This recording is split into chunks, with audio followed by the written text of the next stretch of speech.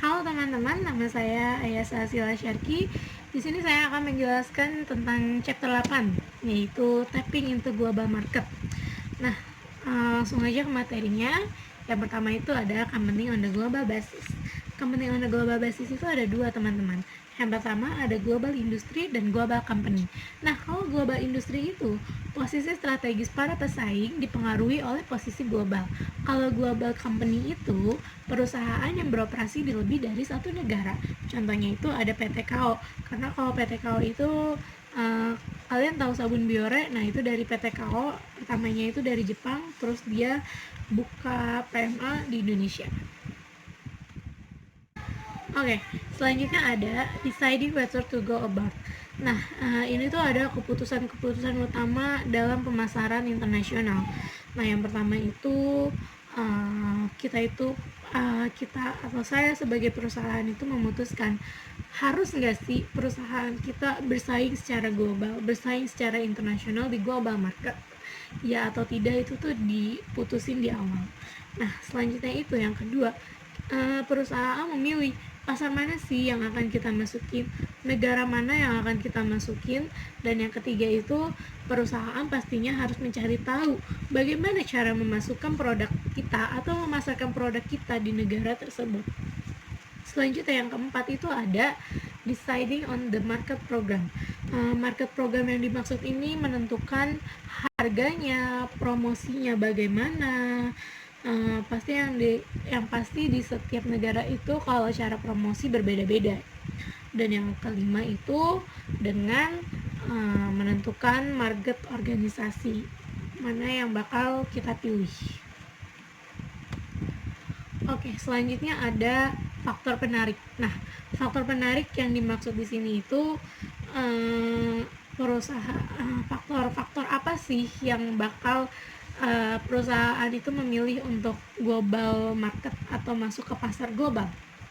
Nah, yang pertama itu perusahaan itu ingin mengurangi ketergantungan kepada satu pasar saja, makanya perusahaan memilih untuk masuk ke global market. Nah, selanjutnya itu pelanggan perusahaan pindah ke berbagai negara dan membutuhkan pelayanan internasional.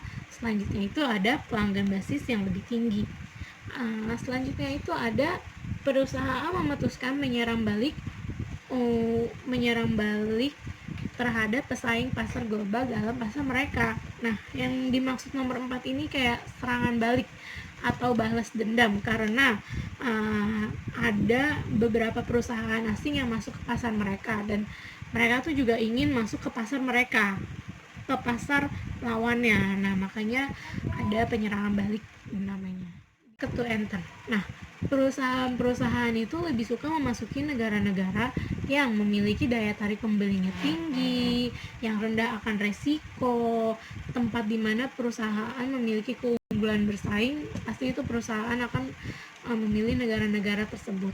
Nah, terus ada tantangan dalam pemasaran internasional itu ada yang pertama itu pemerintahan yang tidak stabil.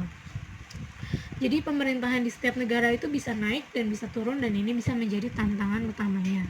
Selanjutnya itu adalah masalah mata uang asing. Kurs mata uang itu pasti berubah-berubah. Kurs mata uang asing itu pasti berubah-berubah.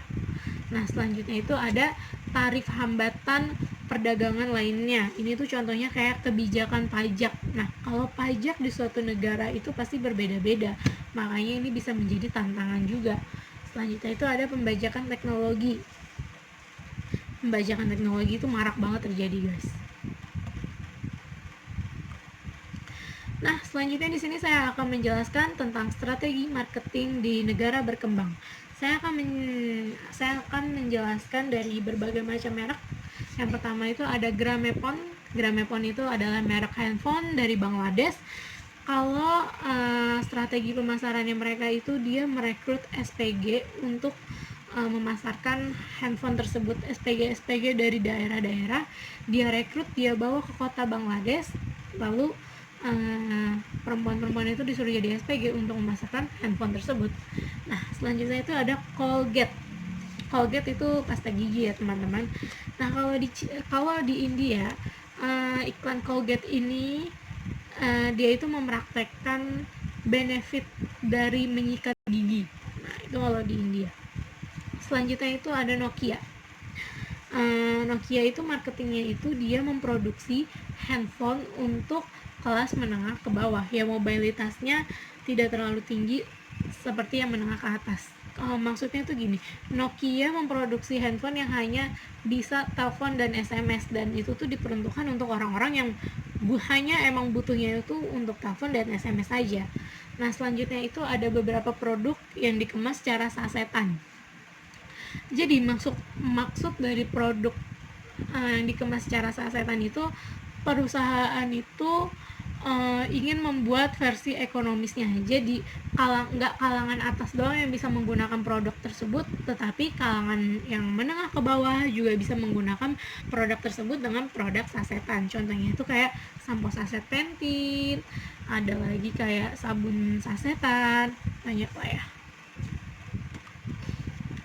Next, kalau marketing strategi di negara yang maju itu gimana sih? Di sini saya akan menjelaskan dari merek John Deere.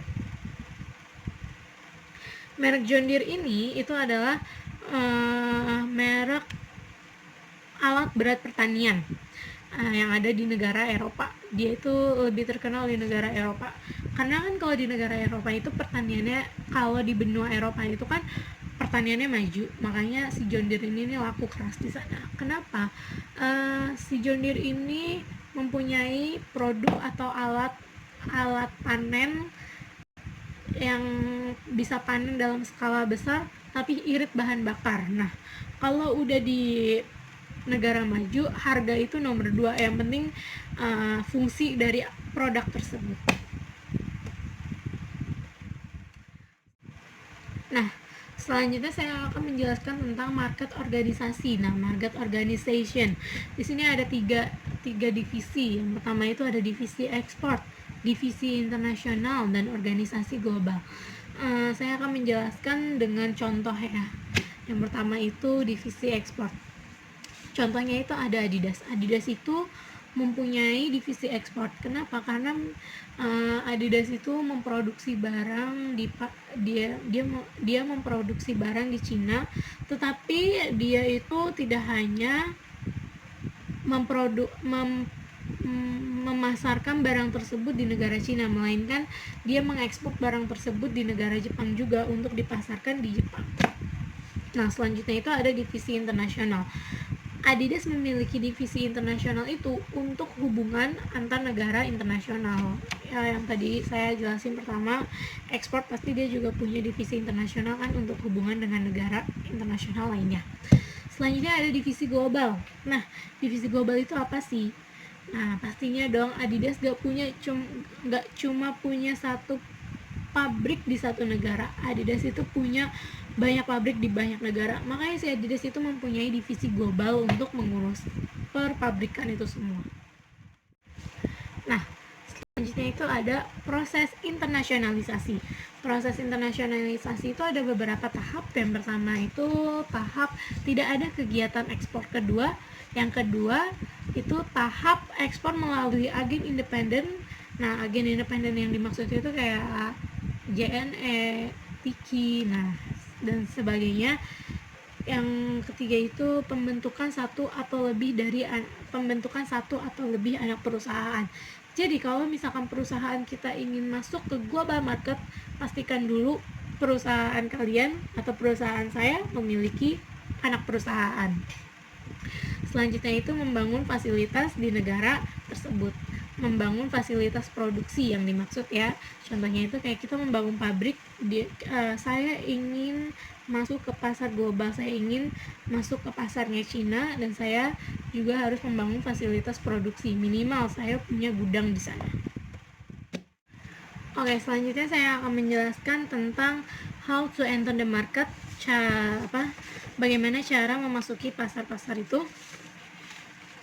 Nah, yang pertama itu dengan ekspor tidak langsung. Ekspor tidak langsung itu adalah ekspor dari berbagai jenis lembaga pereksporan atau agen. Ekspornya itu melalui agen-agen. itu disebut dengan ekspor tidak langsung.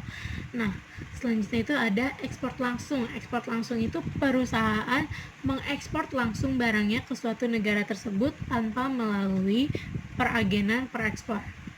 Selanjutnya itu ada joint venture. Joint venture adalah usaha patungan. Jadi beberapa orang patungan untuk mendirikan sebuah perusahaan, dan biasanya kalau joint venture itu punya target. Nah, kalau targetnya sudah terpenuhi, biasanya perusahaannya itu bubar. Itu kalau di joint venture. Selanjutnya ada investasi langsung. Investasi langsung itu adalah membeli kepemilikan atas perusahaan asing maupun membeli secara keseluruhan atau sebagiannya. Itu bisa disebut dengan investasi langsung. Nah, selanjutnya itu ada lisensi.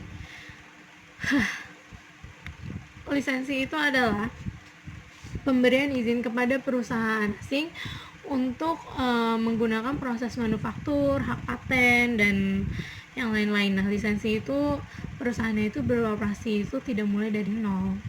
Jadi hampir sama dengan franchise. Nah, materi saya sampai di sini. Selanjutnya nanti akan dijelaskan oleh teman saya Ahmad Badawi. Kalau ada yang ingin ditanyakan bisa komen di bawah. Bye bye.